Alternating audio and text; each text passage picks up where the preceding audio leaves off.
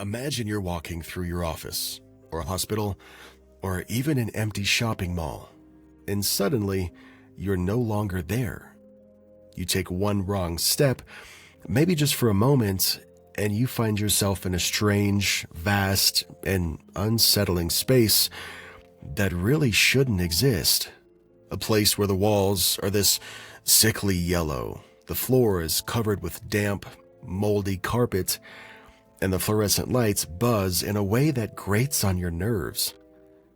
You're completely alone in this endless labyrinth, by the way.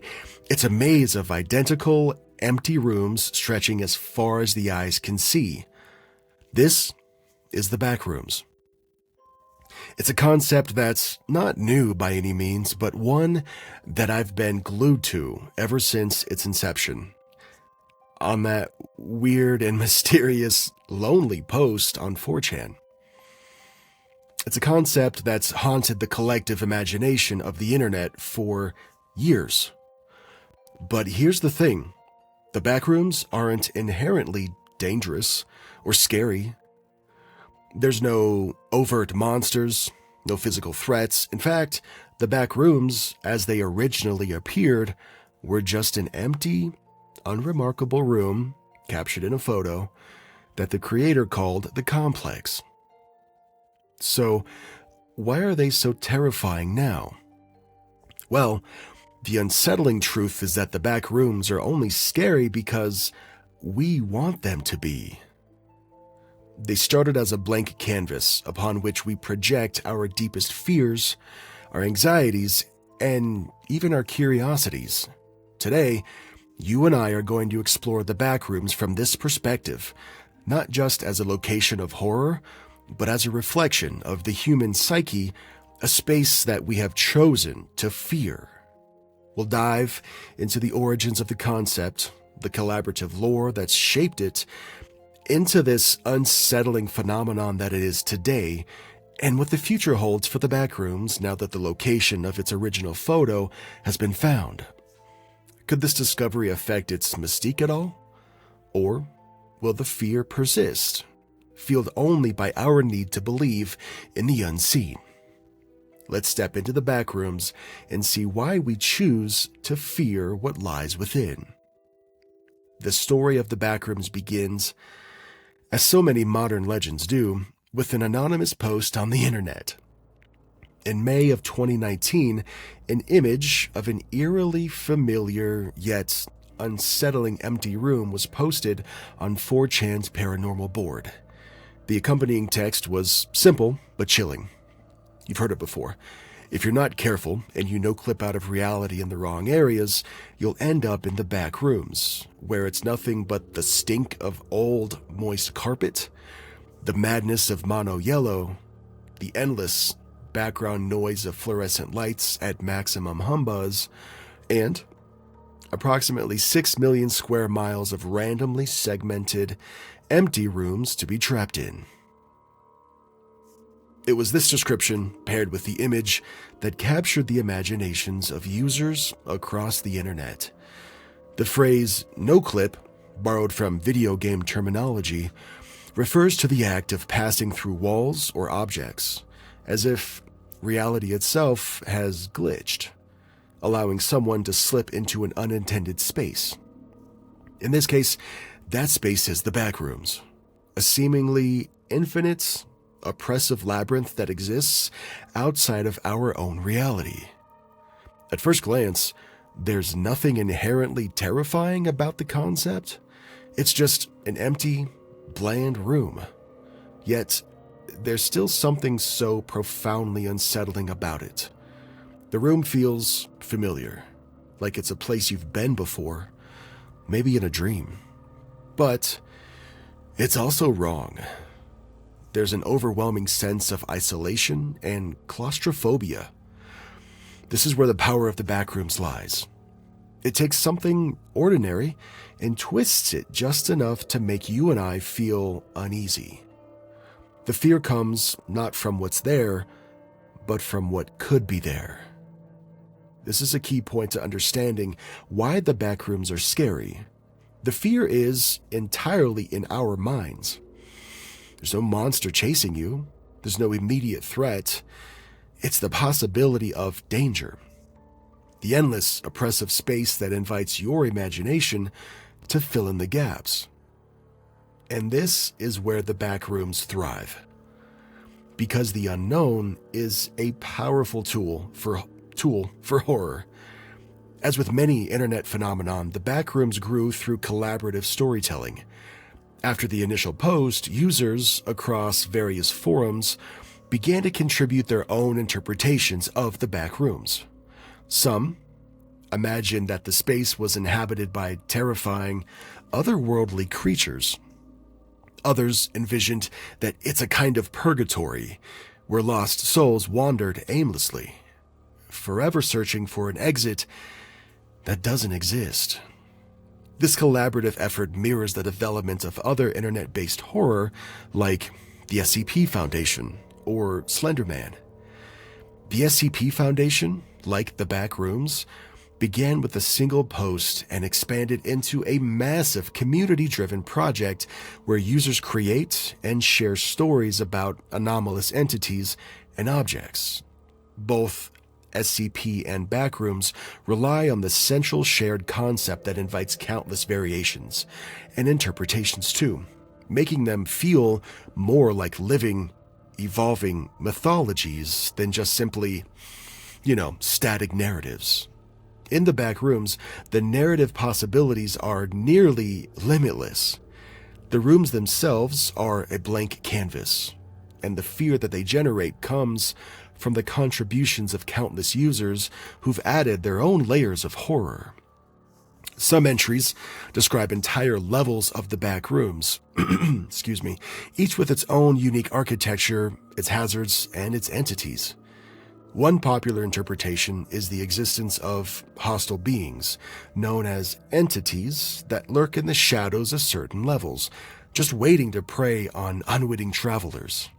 But these threats are never explicitly defined. Sometimes they're vague, shadowy figures that let the reader's imagination do most of the heavy lifting. What makes the Backrooms and internet horror in general so effective is that it taps into the collective unconscious. Each person brings their own fears, their own experiences, and their interpretations to the story, which shapes it into something that feels personal and immediate. It's not just one narrative, It's many, and they're all woven together by a community of creators who are all trying to capture that elusive feeling of unease, the sense that something isn't quite right. At its core, the Backrooms are a prime example of a liminal space. Liminal spaces are transitional zones, places that exist on the threshold between two states that are neither here nor there. Think of empty school hallways at night, vacant parking lots, or deserted airports. These spaces are unsettling because they are familiar, but they're also devoid of the usual context that makes them feel safe, like lights or people. They're abandoned. It's as if something is missing, and usually that something is people.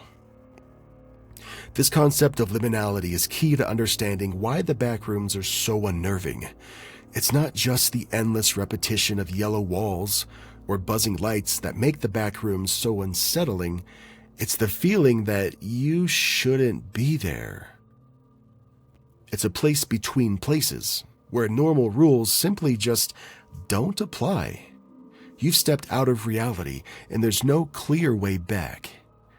This taps into a deeper psychological fear, the fear of being lost, of being trapped in a place where you don't belong.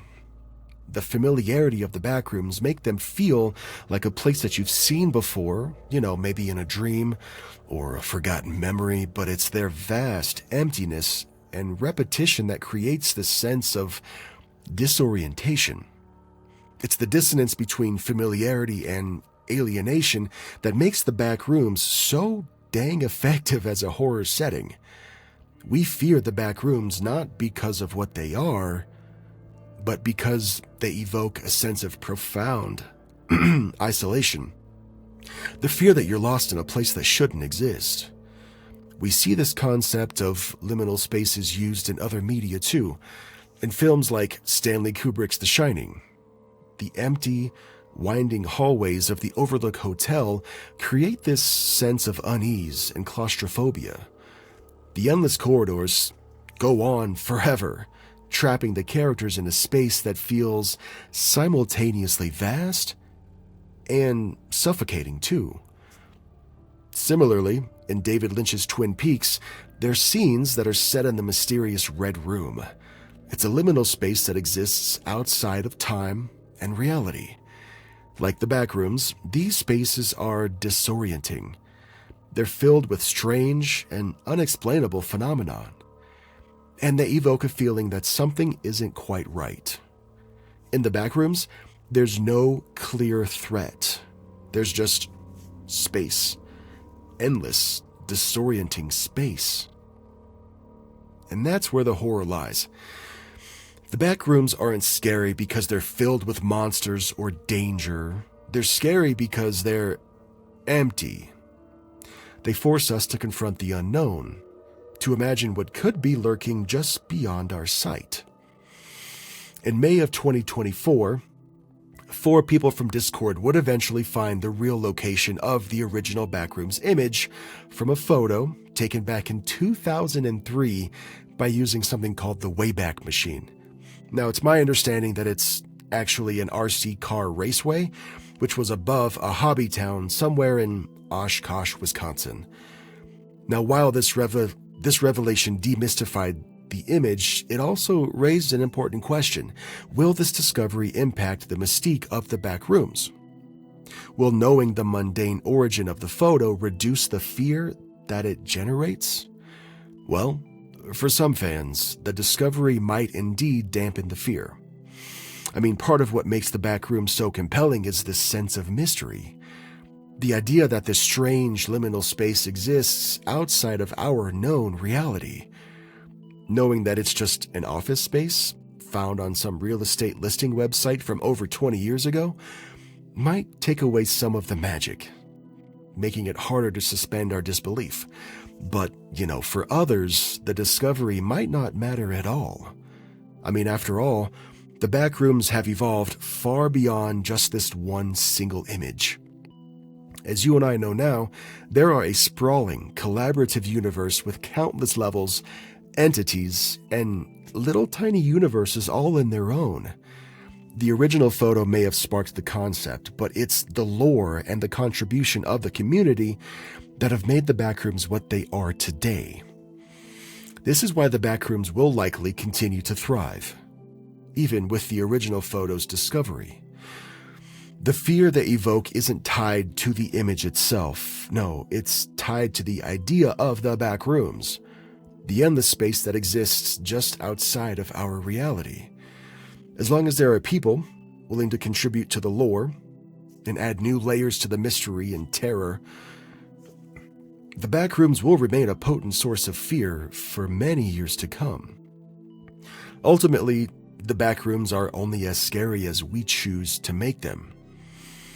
They're a reflection of our own fears, a space where we project our anxieties and uncertainties.